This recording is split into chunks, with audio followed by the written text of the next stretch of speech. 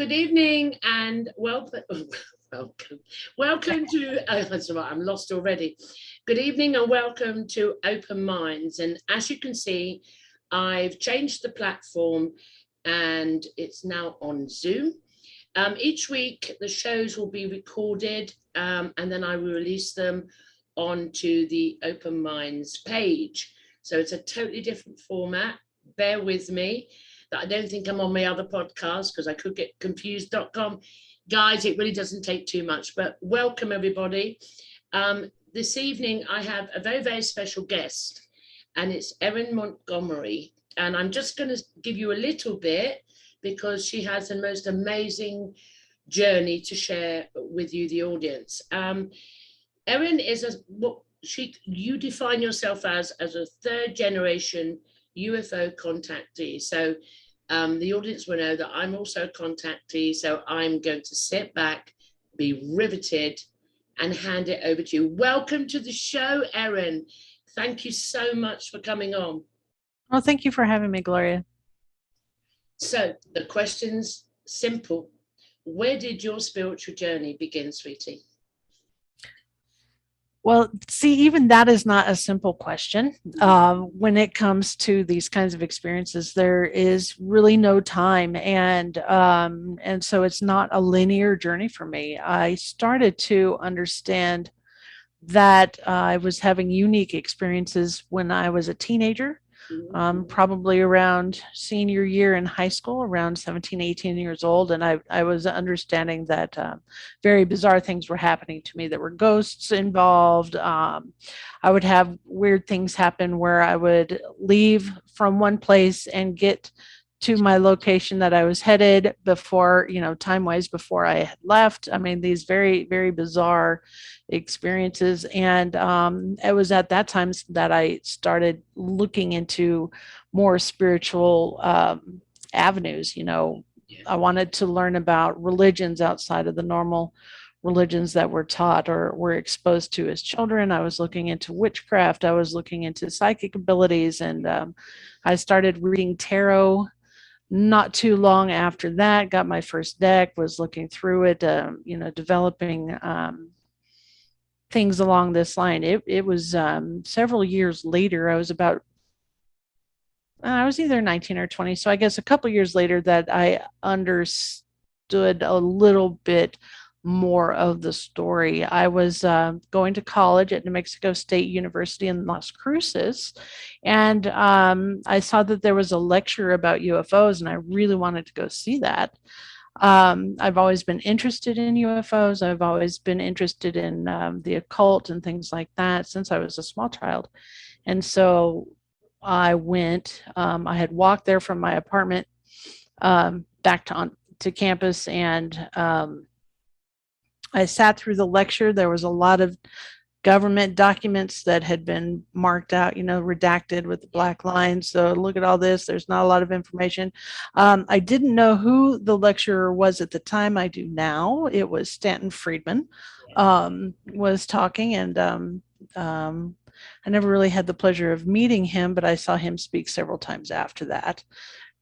But something happened to me during that lecture. As I was enjoying it, all of a sudden there was a switch that was flipped, and it went from being okay with everything to being terrified. Yeah. And I think that, physically in my body, I knew that what he was talking about was real, that I had experienced it myself. And on my walk home from the lecture in the dark, thank goodness I wasn't alone, but I found myself, I was too afraid to look up into the sky. Yeah. And that lasted for years. But after that, memories from childhood started to creep up into my everyday waking life, like floating down the hallway, little beings by the bed. All of these memories started to come back. And it didn't take me very long to fully understand that I was a UFO contactee. So, yeah. And at that age, what age were you when you sort of had that understanding? What age were you then? This is going to put me early 20s. Yeah, early 20s. Yeah. Okay. Because I'm just sort of thinking back. I'm terrible now with timelines and memories, but I went through a long period myself, and it wasn't until I saw Whitley Strieber's book that I went into panic, fear, die, everything for a period of time, just terror, because I realized. So, and I was just trying to think about the ages, and so oh God, I think I was in my 30s. I can't recall now, but yes, and I do understand what that feels like, and it's the worst. I mean, it's the worst terror one could. For me, at the time, and I always say on the show, still when I hear Whitley Strieber talk, I'm like, ooh, there's still something, because he shifted something in me that at the time was, and now I understand. Obviously, it's different, but it's powerful. Right. It's very powerful. All of a sudden, everything that you thought you understood about the world, yourself, and the universe, it turns on a dime, and it is really hard to continue to function at a normal level whilst trying to absorb this information about yourself, and it's more than just, oh my gosh, something scary happened to me. It everything is expanded. Your ways of experiencing the world are expanded. You have all of these abilities that are further awakened. I mean, I had already understood some of the abilities that I had, but it was at this time that, like, oh gosh, I'm a contactee. It just kind of exploded. Telepathy, remote viewing, precognition. Yes, precognition, mediumship, all of it just sort of woke up. And of course, I've been working on that and developing that for the last, almost 30 years since. So I hear you. I mean, for me, it was, I can look back now and give a better definition, but it was like I shifted. It felt like now I understand, I shifted into a different timeline. However, I was still had a foot in that timeline. So nothing marinated with me, nothing resonated with me.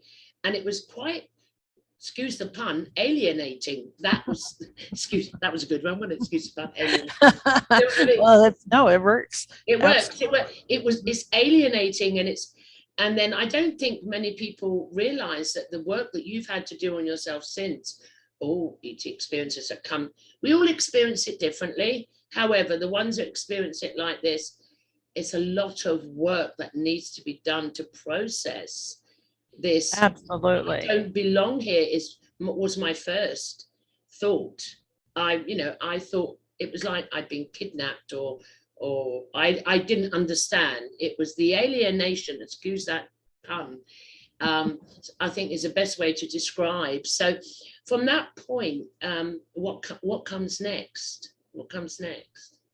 Let's see, in my early 20s, and at that point in time, I started having like conscious contact, or, remembering, instead of just memories coming back from when I was a child or anything like that. I mean, contact does not stop. Contact is something that is with you your entire life. And so not only was I remembering these things as a kid, I also saw Whitley Strieber's book, and that was terrifying for me as well. I was working at the library when I thought that just nearly had a heart attack. But he's got a lot to answer for.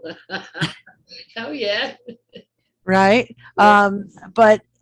But then I was having contact, awake and asleep and being woken up, and every time something would happen, it would solidify in me more and more, okay, this is not normal. This is not something that everybody goes through. So what does that make me? And I tried to kind of just push it back into the back of my mind. And I really did just focus on my spirituality at the time, as well as being a young mother, trying to make ends meet and raise two small children, and fail miserably many times.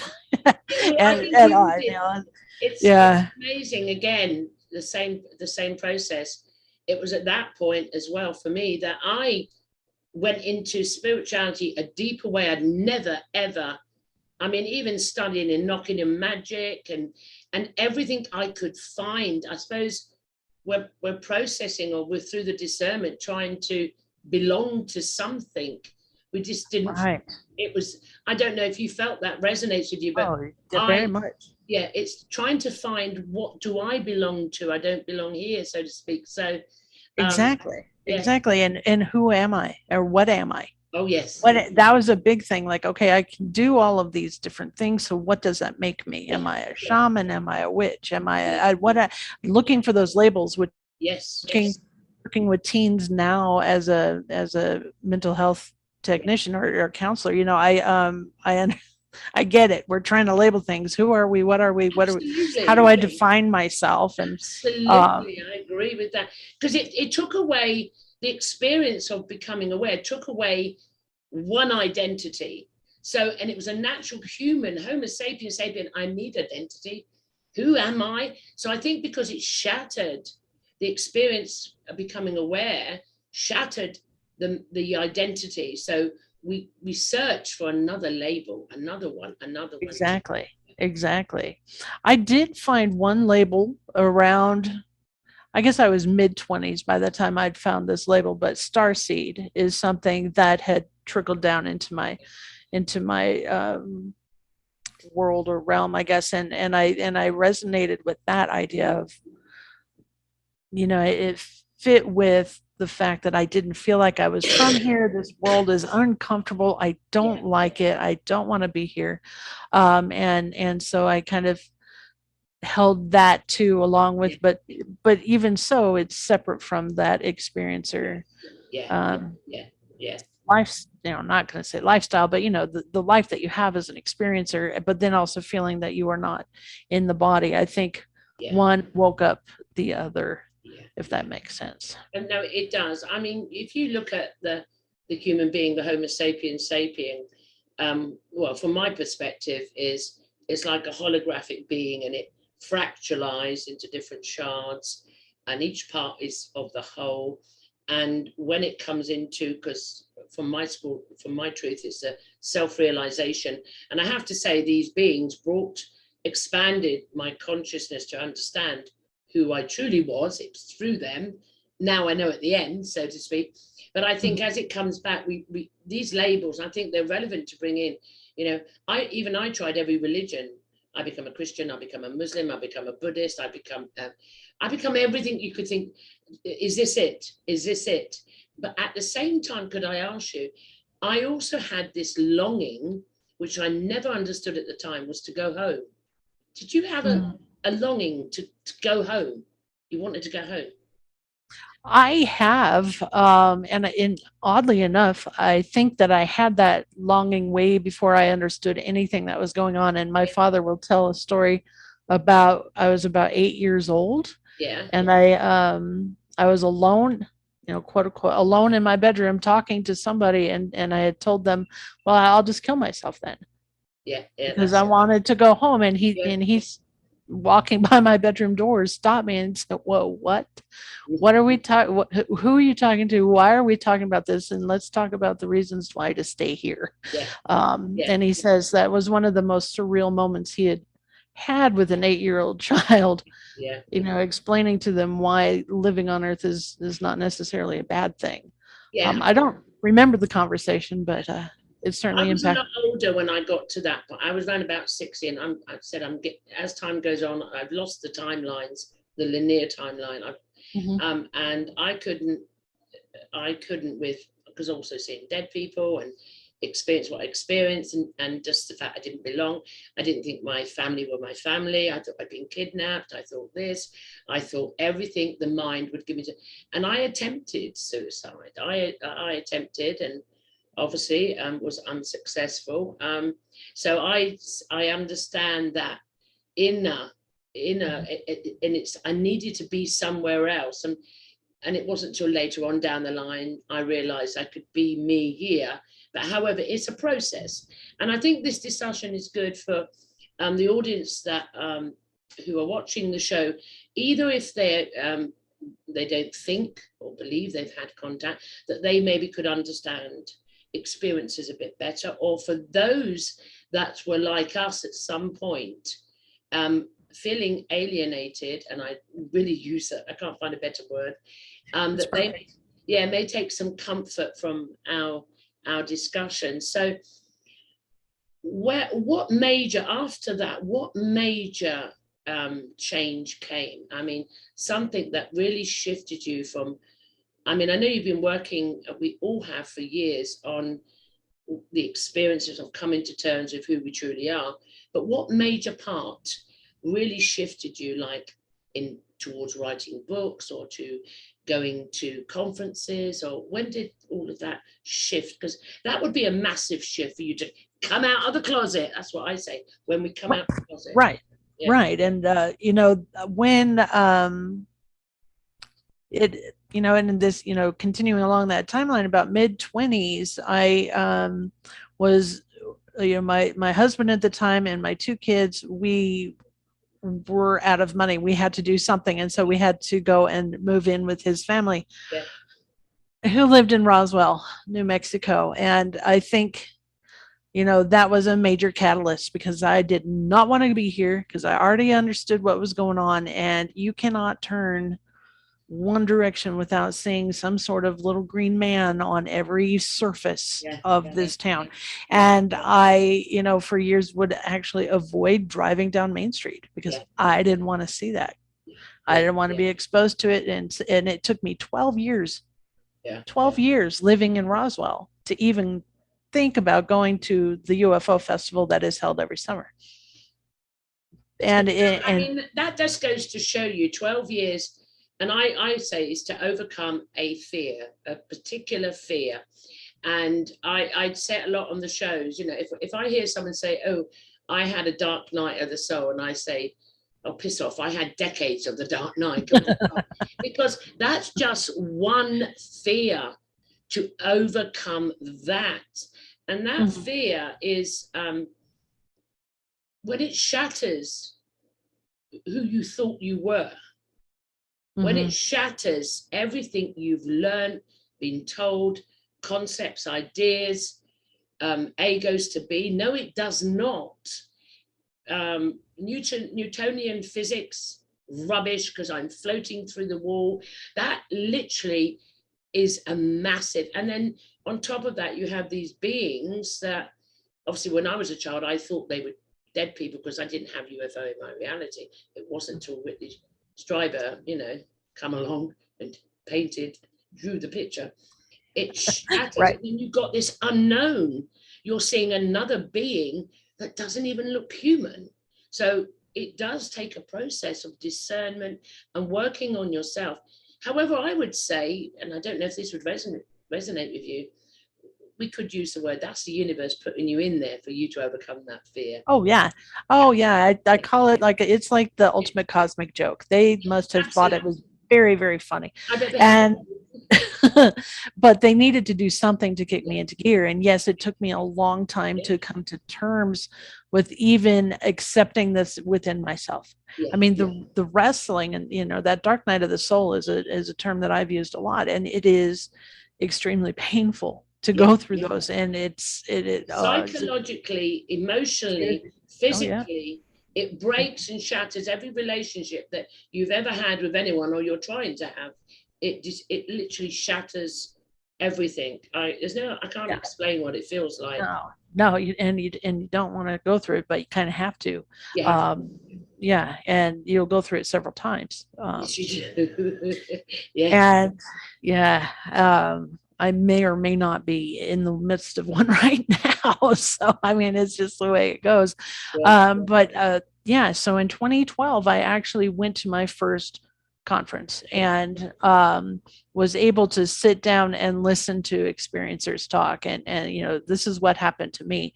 And I was able to meet Yvonne Smith, who was a major catalyst for me in my own personal growth and professional now as well.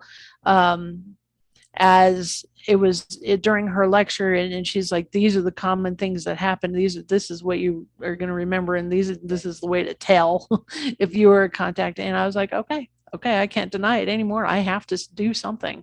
And I fell to pieces and walked up to the front with tears coming down my face. And she just wrapped me in a hug and put me in touch with her support group. And And it was at that point in time that acceptance of just being a contactee started. And so that's in 2012.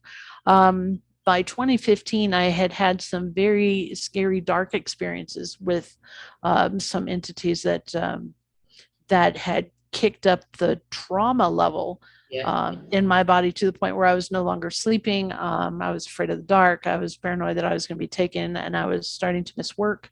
All of these things were happening just because I was so afraid after this experience. And so in 2015, during the festival, I had my first hypnotic regression session with Yvonne.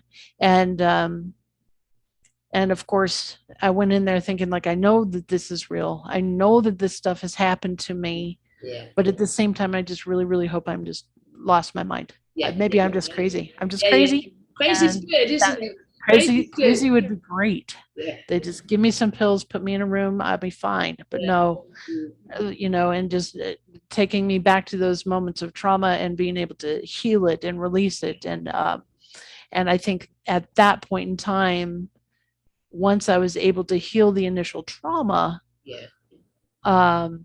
I was able to start to further come to terms and understand myself better. I was able to open up and look at those things that have happened to me, start to document those things that had happened to me. And that's when I started to write. Yeah. And so by 2017, I was fully in writing. I was writing little articles as I was processing. Yeah. The first one, just, I called it The Dirty Little Secret because of this double life. Yes. Yeah. Yeah. Because yes, I'm trying to work as a normal human, but my experiences is not anywhere normal, and trying to keep them separate, and then all of a sudden you can't. And so, I mean, I like the terminology "dirty little secret" because it actually feels like that at the time. That's what I found. You can't tell anyone. It's shameful to tell anyone. It's something that must stay totally secret, and you try and process it in, but there's no outlet. There isn't an outlet. And could I ask on that before we go ahead? I mean, I found as I started to come to terms with it, and on social media had started, and I started to listen to ufologists, and that failed because they weren't about the experiences. They were about the nuts and bolts, and it was they were rejecting any questions, but I was trying to be incognito, like I'm asking for a friend, and I found that very debilitating and harmful. And because I couldn't compute, how did you feel that you had these ufologists who were nuts and bolts? And obviously, like yourself, I've experienced UFOs. I've been in them and seen them, and I couldn't. Why couldn't they put the two together? They talk about people being abducted. I don't use that word anymore, but I'll use it today in context of the show. But they wouldn't put the two together. What that did for me, it pushed me back. Did you find that experience as well?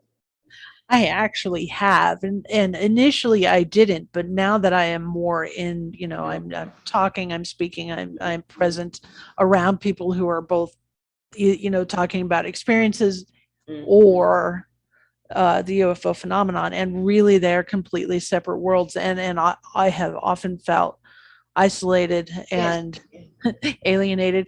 That word again, like I'm not accepted here just because, well, that's just too weird for us, and that's UFO talkers, but I have had, I forgot what I was going to say. There was something there. There are some that are starting to bridge it, and there are a lot of experiencers who are, coming together to say, well, wait a minute. You're waiting for disclosure from the government, these things, and it's not going to come that way. It's going to come through the experiences. We're here.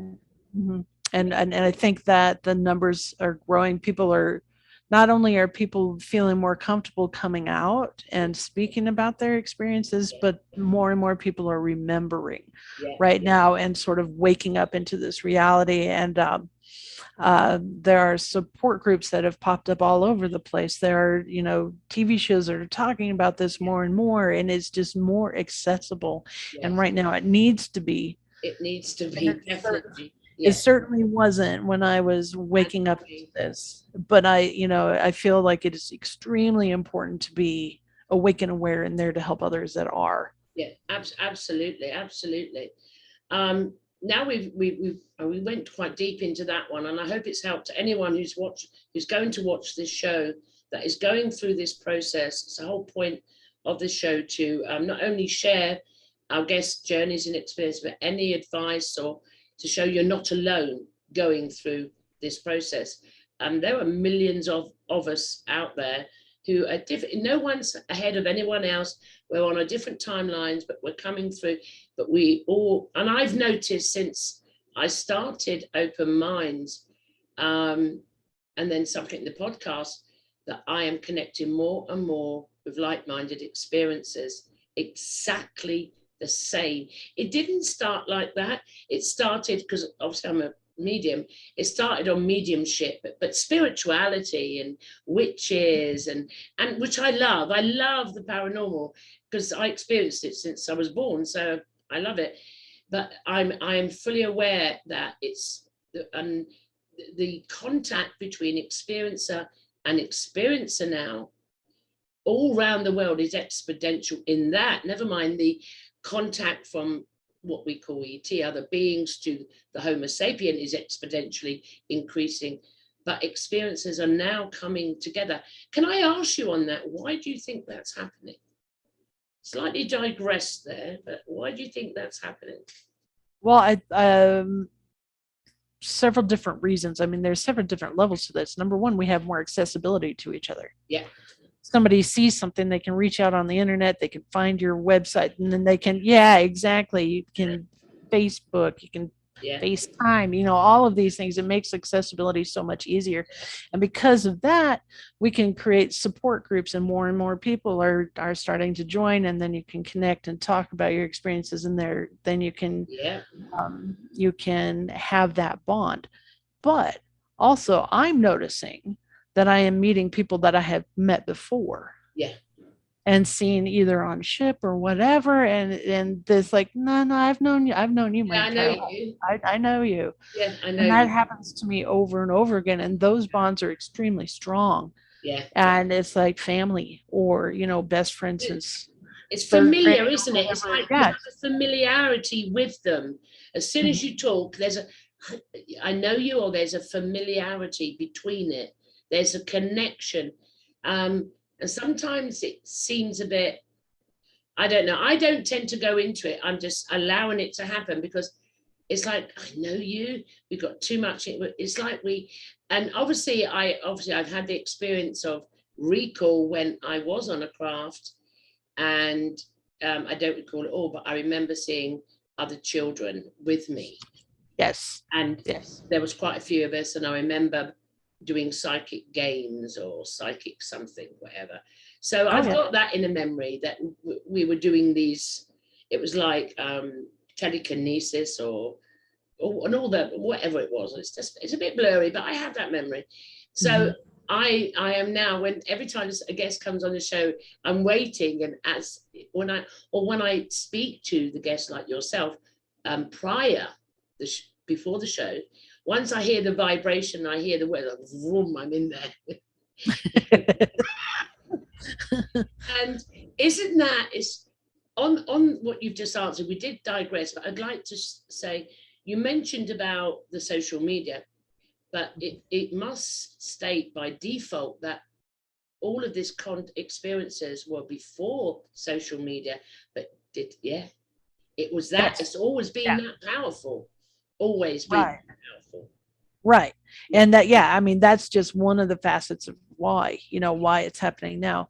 One of the things after I had published last summer and I started to do shows and like, what is it? What is my purpose? I don't just want to market. I don't want to just market. I want to get my word out there. I need to be speaking to people. And the words that I was told, because that's what happens to us, is, we hear voices in our heads all the time. That's just part of our thing. Right. And it's normal for us. But being able to help those who have been traumatized by experiences, because not everybody is traumatized who's had these experiences. I'm not traumatized. Whitley Streeper, and don't sue me, Whitley. You shattered my reality. But I wasn't traumatized by any contact experience. The only trauma I got was when I saw his book. That was it. Right, and it just it brought it out. Yeah. Right. But those that trauma of being with these alien beings that just are too much for our minds to handle at the time, which is probably why you had that trauma then, is because it all came back, and that's what exactly. But being able to heal that, so that we can communicate freely without a fear response, is what is important. And that's what they told me, is you have to help heal the trauma that people have had so that they can hear us clearly, and the messages are not skewed. I totally agree with that. I always use, because in a lot of my groups I do, it's a terminology I use, because words are hard. It's deconstructing the human experience, the belief systems, and through that I say, you may have had what you perceive as a traumatic experience, but if we go back into it and we look at it, if you'll change the way you look at it, what you've looked at changes, and you go, and it's a lot of it is due to our conditioned belief systems from schools, parents, society, that we obviously see that as alien, and the Homo sapiens sapien will naturally go into emotionally fear mode, energy, panic, heart, like jumping at your chest. Then the thoughts will come in, then we get into boom, you're gone. And I agree with you. It's so needed that for any, what you would call a post-traumatic stress disorder, for any, it's the same process, whether it's domestic violence or whatever, or contact. It's the same process you need to go through. Would you agree with that? Absolutely, that's exactly it. And that's why when I will, and the thing with PTSD is it doesn't just disappear from your life. You deal with it and you'll be fine for a while, and you're fine, and then all of a sudden you're not okay anymore. And then you do something and you heal, and then you're okay for a while, and then something else happens. Something else comes up. So it's a cycle, but being able to recognize when those symptoms are starting again and going and getting yourself help, and for me, the only thing that has helped me is hypnosis. And so that is why I actually went into, I became a counselor, and then I went into hypnosis immediately. So I am not a hypnotherapist, but I'm a counselor who's trained in clinical hypnosis, and now I am trained in doing these regressions. I find that lovely, because obviously I come from a background of criminology. No, I'm not a criminal. I studied uni criminology, psychology, but part of in my career I was a counselor. So I would counsel women and children had gone through domestic violence. It was my job to deconstruct like the Stockholm syndrome and take down the beliefs and that. So I was, and for youth as well, I was a counsellor in that aspect. And I found many experiences, no matter what, have tended to go into one of the fields to certain groups in society to do the count. But it's whether you're hypnosis or whether for me it was domestic violence and youth justice system, working with young people, we're doing the same thing, exactly the same thing. And I find that you couldn't, excuse my French, you can't make this shit up. You can't dismiss that as evidential to the human experience of the Right. experience of going through this process, because none of us have come out serial killers or narcissists or whatever you want to, the labels out there for the I call them negative Nellies, but it seems to be there's a richness in each experiencer. Once I speak to them on the show, the things they're doing, I'm going, wow. And it does, even though I was a different field, it so resonates with me with the counseling. Right. Self-healing Right. as well as we counsel. We are healing Absolutely. as we counsel. Right. And that's like my current goal, is trying to figure out how to pull in the more shamanic work that I do, which is what I really would love to just do, the spiritual work. Yeah. But not yet. I mean, I have to finish my license and all of these things on the counseling side, but the bridging the two together is really where I'm at. Is I want to be healing people on a very energetic level, but using counseling training to help them get there. Yeah. I mean, because sometimes, I always find, no matter, when we talk to another to explain this, whether it's deconstructing the human experience or ET experiences, it's like, I always find I have to find a way in, and it's chip, chip, chip. So you need certain skill sets. So it's no good sitting there going, okay, look, this is ET, get over it. No, you need to, there's a process, working, whether it's hypnotherapy, whatever way you choose to do it, that you step into their human mindset, their beliefs, and slowly raise them up for them. And I've never known anyone fail on this. It always is successful. So, and I suppose really you would never know how many beings that you've actually helped. But the fact is, I truly have a truth that every time I've spoke to another, or even when I'm having this conversation with you or any guest, I am healing. It's a flow between the two. Does that make sense to you? The healing between a conversation. Yeah. Absolutely. And it's in this format where many people are hearing this one conversation. Yeah. We may be feeling okay with ourselves, but there's that cyclic energy going between us. But it could be because there's somebody listening, or somebody that will listen, and who knows if it's 10 years in the future they may listen. But time does not matter. Doesn't matter. And neither does space. And so they are at one with us now in this conversation, receiving the healing that is needed just by hearing and being present. Just by hearing. I mean, this is just fantastic. Okay, so we've got to touch on, obviously, your book, Dirty Little Secrets. And would you like to maybe pull out a couple of segments and maybe expand upon them a bit? Something that you found really interesting. It's your journey, it's your truth. It's not for me to select. Sure. Out of the book that really was a life-changing, either consciously or spiritually or knowingly. I'm trying to find any word I can find, but you understand what I'm trying to say. Right. Some of the little gems in the book, pull them out and share that with us. Sure. And the book itself, while I did name it Dirty Little Secret, it is about that, trying to no longer live in this dual life. And I did find that I didn't need to keep things separate. They're merging very nicely now that I've stopped trying to compartmentalize them. But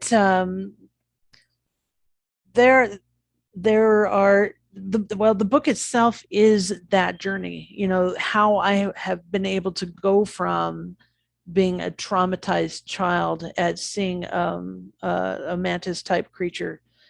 And I'll expand on that story here in a minute, because that was when I went in for my first, when I had gone in for my first regression. That was after something really scary had happened to me in about 2013 or so. And what had happened to me at that time is I was taken out of my room. I was in some sort of strange stretcher, which I had never experienced a stretcher before. And then went through the bedroom wall, out through the wall. And I was conscious enough to say, oh, this is weird. And then kind of went black, and then came to again, but I was not on a ship. like I'm used to being on a ship. I was in an underground facility. I could see the rock walls, like they had been chiseled out. There were two beings that were at my feet. I was on a military type cot. I was not on a metal table, all the things that would probably be weird to other people, but would be probably a comfort to us. Like, oh, well, this is just normal. Yeah, But normal. it was not normal. It was very different. And I was absolutely terrified. I was having really extreme pain across my abdomen. I understood that I was being induced into labor, even though I was not pregnant. At the time, there was a human looking being, I would say it was a human, in military clothes and a white lab coat with a clipboard walking towards me. He was probably late 50s, early 60s, gray hair and a buzz cut. And I tried to call out to him like, hey, get me out of here. This is bad. And he just looked at me and he looked away. And that moment there was probably the most, out of everything that I've experienced, even being there, being in pain and all being weird, the most painful thing that I've experienced is that human ignoring me and going on. And I thought, and this is all in the book, I thought that that's where I was going to go back when I was regressed, because that had happened and my PTSD had gotten so bad I was no longer sleeping. Told Yvonne, no, I've got to do it. I've got to do it now. It's time. Now is time for me to heal. And she said, okay, cool. But we didn't go there. I asked her, let's go to the root of the trauma. We went back to when I was 7 years old. And that's where the trauma came from. And interestingly enough, it was the memories that at the time I was 19, 20 and had that profound switch flip from ordinary life to, oh my God, this is, I'm terrified. It was those memories. We went back to the memories that were popping up then. And that was, there were three beings in the room, one by my shoulder, one at the foot of the bed, and one by the door. They floated me out of the bed into the hallway and then through the ceiling and onto a ship. And I was taken into a room that looked like it had a dental chair in it. And I was placed to the chair. Everybody was trying to keep me calm. And then another being walked in the room. He was very, very tall and thin, had a triangular shaped face and something moving here. I still can't really see him because I think he still terrifies me too much. But whatever it was about him, I was unglued, came completely unglued. And they had to calm me down. I remember him saying, like, if you don't get her calmed down, you're just going to have to take her back. And they, the eyes real close in the face, it's time for you to calm down. And I did. They calmed me down, and then they inserted, I'm going to assume it was an implant of some sort, into the roof of my mouth. And after that had been done, he left. I was like, almost, I explained it like I got patted on the head and handed a lollipop. It was just like the end of your doctor's appointment. It's all good. I was taken to the window and shown the earth below, and then was returned to bed. And so that's where I went in that regression. And that's when I realized just because something's scary doesn't necessarily mean it's bad. And so that's that healing of the trauma. Like, I was scared, but they were not mean. They were not, hurting me. They did something weird medically, but I was safe and I was fine and I was returned. And after that regression, I kind of came back online and I was okay. And so that series of events, I think, is really interesting because it was the scary experience, needing to be healed, and then being taken to something that was not even on my radar as being the root of the trauma that I had experienced. And I mean, I resonate with that. I mean, I just keep saying now, what is hidden will be revealed. I recently had, I didn't know what the trauma was. Something was bugging me. It kept coming up, because it just comes up and it's energy. And I don't label it. I don't know what that is. But I'll just focus my attention, allow it to be there. And then something flashed in my head. Something flashed and I went, no. And anyway, to cut long story short, I went back to an experience which I hadn't even thought about. It was a traumatic, what you would deem a human traumatic experience, but not traumatic as British Tribe would see in his book. It was like, no, it wasn't. It was in my memory. I'd been there always. I hadn't forgotten it. I never thought it was anything. But then somehow, you know, when they come in, I'm like, vroom, and this trauma come up. And I thought, what is that? And then as I allowed it to be there and I did the work on it, it shifted, and the trauma had hidden something so beautiful. And I was laughing, crying, and this release. So I learned, you know, still it goes on now and again, something comes up and I go, okay, what's hidden? What is hidden? And I put all my attention on it and I sit in it. I go quiet, and then I stay in it. I go through the whole fear. Yeah, whatever. I'm observing it. I do it by observation, the observer. And then I always find there's something. Oh, well, it wasn't what I thought it was. Right. That. Do you find that working on your, you know, we say traumas, but human experiences, let's call them human experiences. Well, yes, right. Yeah, absolutely. Absolutely. That is very much the truth. And, you know, as we have things that happen to us and we do get afraid and we tend to shut down, as soon as you shut down, you are not able to retain that essential lesson, whatever is going on. This goes for, you know, any part of life. But when it comes to like a contact experience, there really is these big lessons that are being embedded. And I guess and I think that they're trying to work through it so that doesn't happen as much. They're learning about the human brain as much as we are learning about how to unlock these things that they're teaching us all at the same time. So I think they're becoming more and more gentle with how they approach us. But it is essential for those things to come forward. And you know, sometimes you know, when you're thinking about, okay, so maybe I have had experiences, maybe I haven't. Well, if you're not feeling any fear or anything like that, not necessarily time for you to go digging into it. No. Because it could bring it's the equivalent of finding at the right time and at the right place. It will naturally, you will feel like something's gone wrong in your world or something will come up. It will come naturally. And then you'll realize, you know, I've got some trauma, I've got something, and you'll seek help. It will be a natural process. I mean, I'm not saying that everyone's is an experiencer. I don't know. I've really got to expand on what we've just spoke about, because, and it's the fact, it seems, you know, I don't know if this is true, but, you know, as we go along with this experience, our truths change all the time. The more we become aware, we shift. And I've got this, you know, I've got a mirage of them actually.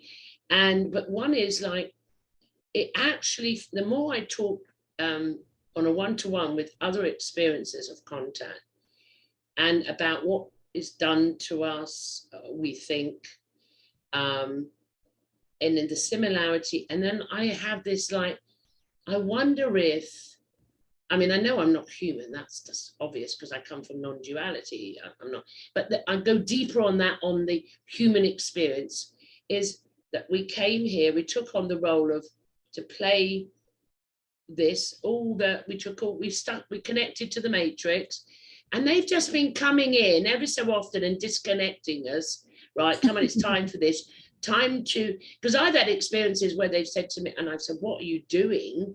I'm so familiar with them. And it's been like oscillation. It's oscillation, or it's this, or it's that. So like they're fine tuning or disconnect. I can't even explain what I'm trying to say, but does that resonate with you? That Oh, absolutely. Absolutely. I think, you know, the evolution, and this can kind of go back into my book, that evolution from trauma into acceptance and inviting these experiences in.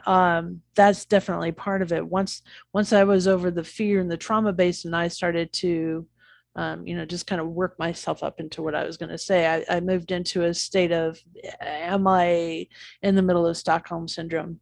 Am I just doing these things and being nice to them because that's what they trained me to do? Or am I really understanding? And that's when I started to recognize some of the beings and like, oh, wait, no, that's my friend.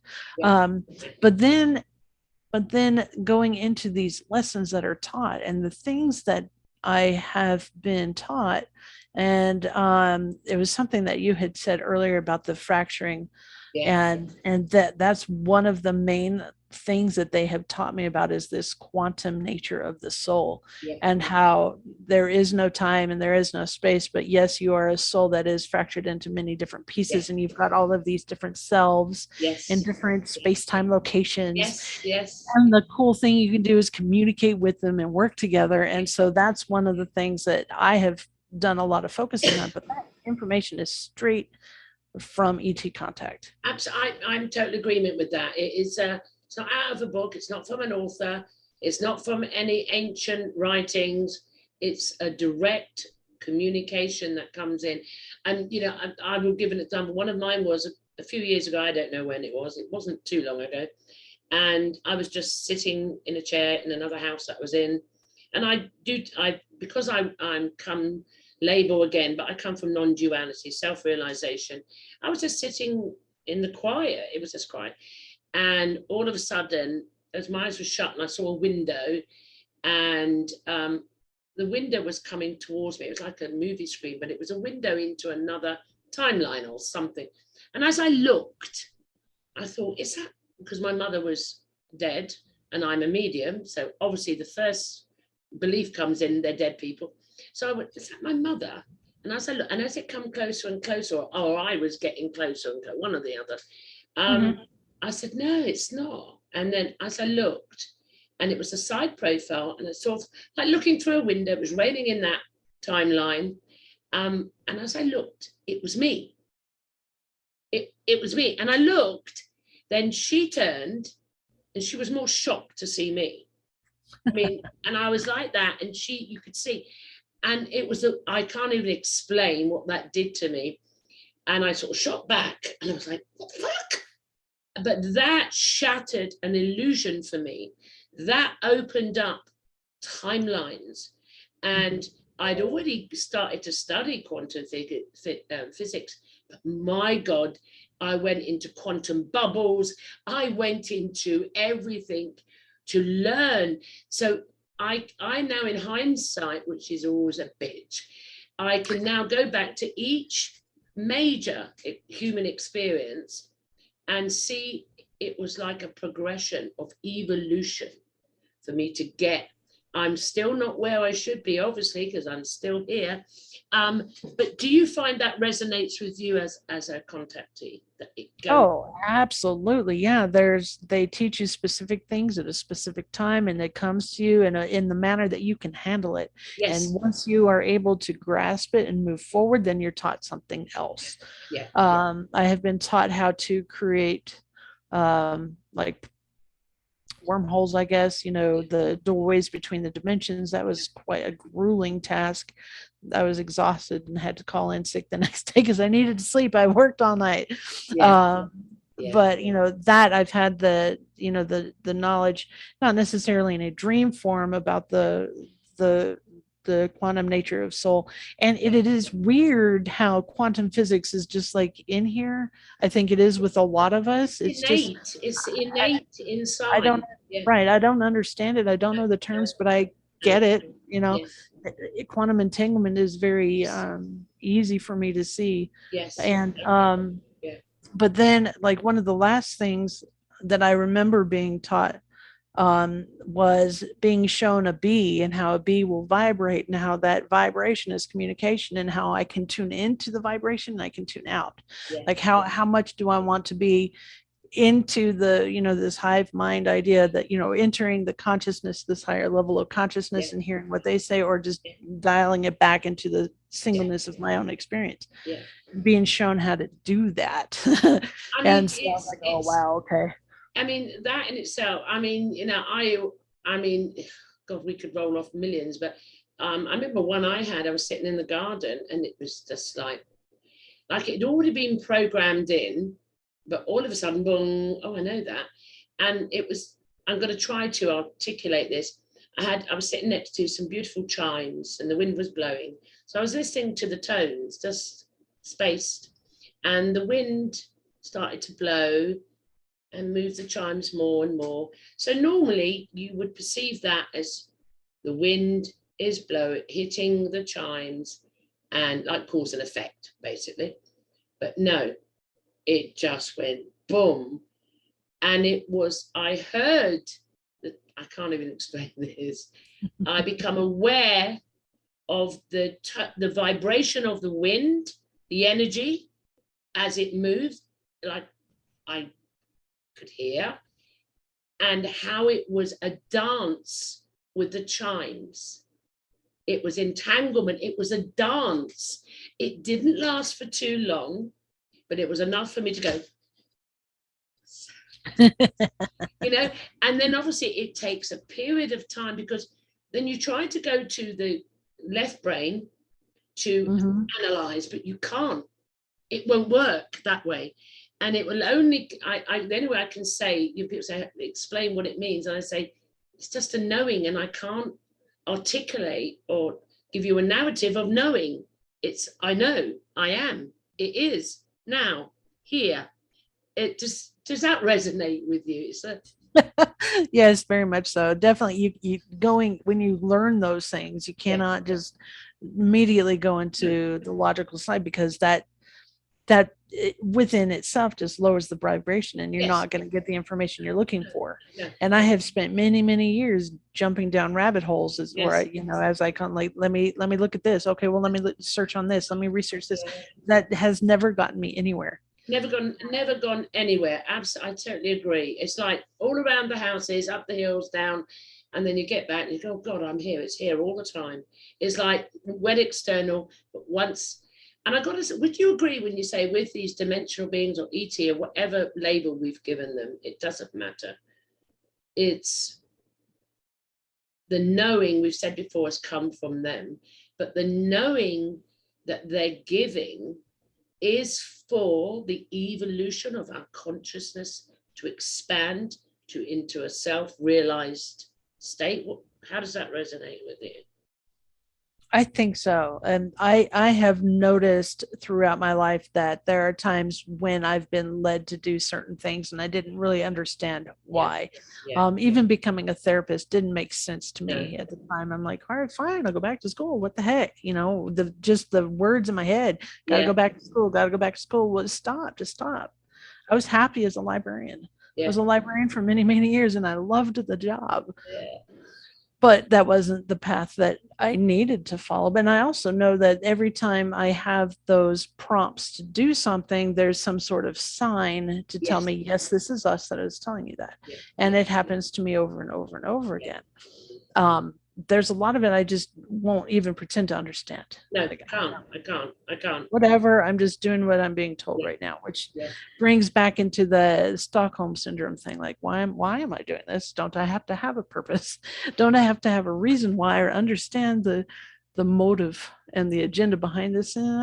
Maybe, but it's helping me, so I'm good with it. So I've learned, after decades of the dark night of the soul, I've learned to allow, and this word, the purpose, I try not to use it because that's a human concept.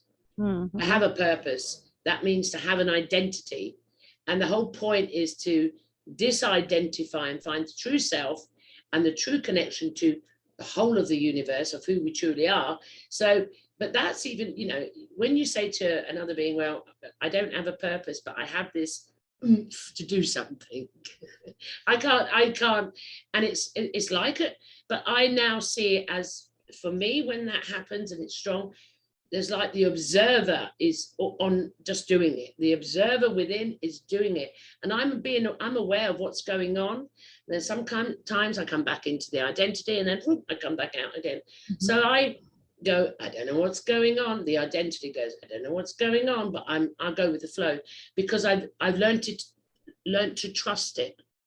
Right. That once you learn to trust it and drop the barriers, it tends to flow. Yes, absolutely. And I think that that's the difference between, those experiences who are at the level, not level, but here with us, because we have learned to trust, but there are many who are not there yet. And so, and that's when those questions of how do you know that they're here for good?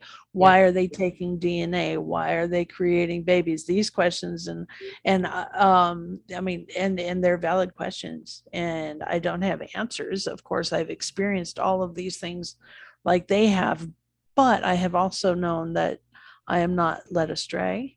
When I am nudged by them, they have many times tried to get me to do something different, and I said, screw you, I'm not doing what you're telling me to do. And then my life has taken terrible turns. It's free choice. We have free choice, but you don't, I think it's at the beginning we don't understand we have a free choice, because the Homo sapien experience is really to come into, I call it, this is one big Stockholm syndrome, but a lot is, of governments, teachers, schools, parents, peers, rich, and I think, that plays a big part. But I truly believe, I know, I chose to come in at this time, for this timeline, for all timelines, to come into the one. So I don't have an issue with anything that goes on. But I think it was a process till I got to the point where I will say, well, I used to call it God. I say, God says go right. I went left. Shit hit the fan.